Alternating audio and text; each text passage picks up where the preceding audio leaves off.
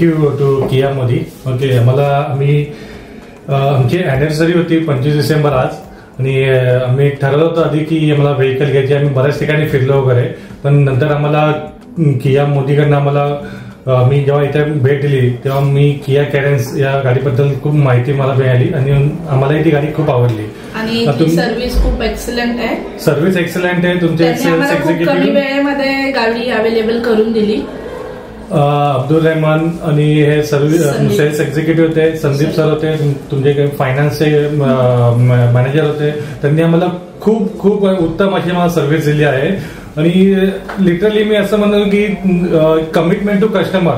आम्हाला 25 तारखेला गाडी हवी होती आमच्या अॅनिव्हर्सरीच्या दिवशी.